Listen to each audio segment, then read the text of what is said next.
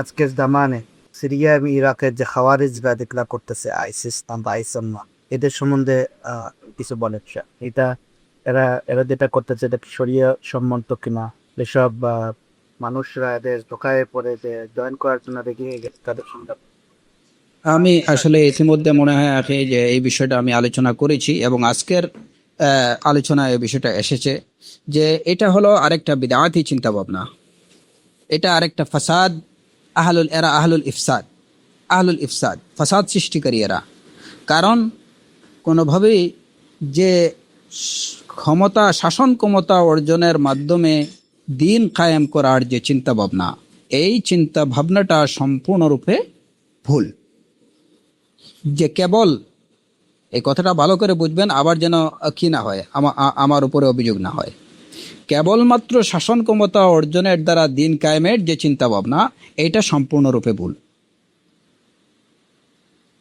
আর এ বিষয়ে আমরা বলেছি যে যদি সেটাই হতো, সেটা যদি সঠিক কোনো পদ্ধতি বা চিন্তা ভাবনা হতো, এটা যদি দিন কায়েমের সঠিক পদ্ধতি হতো, তাহলে রসুল্লাহ সাল্লাল্লাহু আলাইহি ওয়াসাল্লামের কাছে যখন যে যে আল্লাহ সুবহানাহু ওয়া তাআলা যে তার মালাইকার মাধ্যমে যে প্রস্তাব পাঠালেন যে আপনি কি বাদশাহ নবী হতে চান না বান্দা নবী হতে চান,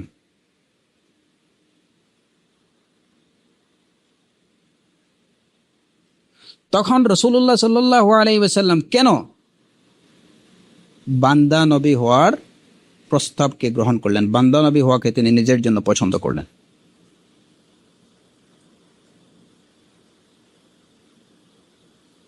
কেন তখন তাকে ইশারা দেয়া হলো, ইয়া মুহাম্মদ তাওয়াদা আলি রাব্বিক, তাওয়াদা আলি রাব্বিক। যদি খেলাফত শাসন ক্ষমতা বাদশাহী অর্জনের মাধ্যমেই যদি দিন কায়েম করা যেত, যেটা আজকে আইএসএস বা অন্যান্য এই যে যে সমস্ত ওয়াসওয়াসা প্রাপ্ত যে সমস্ত যুবকরা যে কাজগুলো করতেছে, তারা কি চায়? আজকে সিরিয়া দখল করে নিলে ইসলাম কায়েম হয়ে যাবে? কাল্লা ওয়া আলফু কাল্লা, কাল্লা ওয়া আলফু কাল্লা।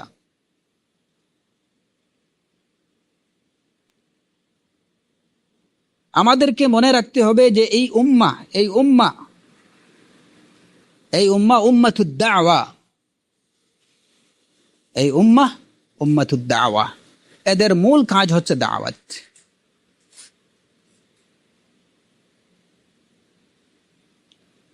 সুতরাং মূল কাজ ছেড়ে দিয়ে একটা আনুষঙ্গিক কাজের দ্বারা দিন কায়েম করার যে চিন্তা ভাবনা, এটা আসলে কি শয়তানের ওয়াসওয়াসা ছাড়া আর কিছু না। এটা শয়তানের ওয়াসওয়াসা ছাড়া কিছু না। এরপরে কথা হলো যে যে পন্থায় যে পদ্ধতিতে এই যে বিভিন্ন জায়গা থেকে কিছু যুবকরা যে তারা জিহাদ করতে চাইতেছে তাদের দাবি অনুযায়ী, এবং জিহাদ করে ইসলামিক স্টেট তারা কায়েম করতে চাইতেছে। সুবহানাল্লাহ, আজীব! এটা কিভাবে সম্ভব? তাদের প্রতি আমাদের জিজ্ঞাসা যে এইভাবে এই পরিস্থিতিতে এই পদ্ধতিতে কোন দেশ দখলের মাধ্যমে, কোন দেশ কোন রাষ্ট্র দখলের মাধ্যমে ইসলাম কায়েমের কোন নজির ফি আহদিস সাহাবা, ফি আহদি রাসূল বাদ দেন, ফি আহদিস সাহাবা, ফি আহদিত তাবিঈন ও ফি আহদি আতিবাঈত তাবিঈন আছে কিনা? যদি থেকে থাকে তাহলে আমরা বলবো তাদেরকে যে আমাদের জন্য একটা মিসাল তোমরা দাও।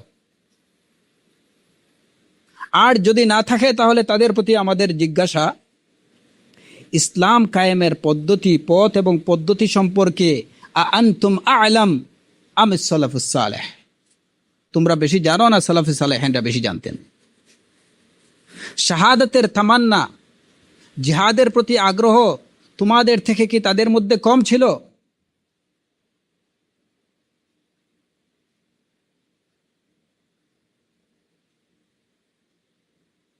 এরপরেও তারা কি এই পদ্ধতি গ্রহণ করছেন?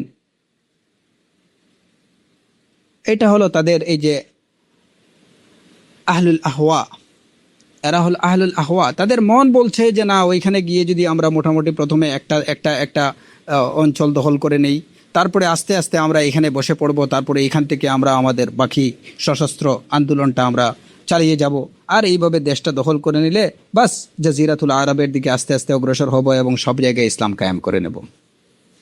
সুবহানাল্লাহ।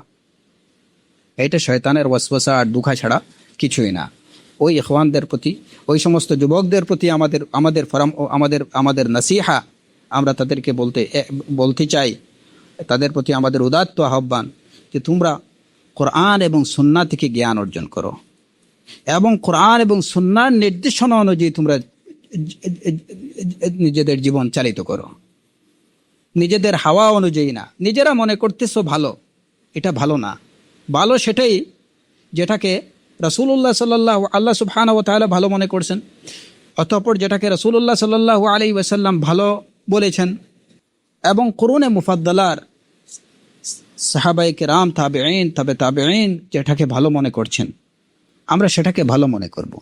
তোমরা ওই পথের অনুসরণ করো, তোমরা ইত্তিবা করো, ইবতিদা করতে যেও না, নতুবা মুসলমানদের জন্য খাসারা নিয়ে আসবে আর নিজেদের জন্য তো খাসারা থাকবেই না। বারাকাল্লাহ। তৌফিক বারাকাল্লাহ শেখ, জাযাকাল্লাহ খায়ের। আল্লাহ সুবহানাহু ওয়া তাআলা আমাদের মুসলমান ভাই বোনদেরকে যেন এই অ্যান্সার শোনার, বোঝার এবং পালন করার তৌফিক দান করো।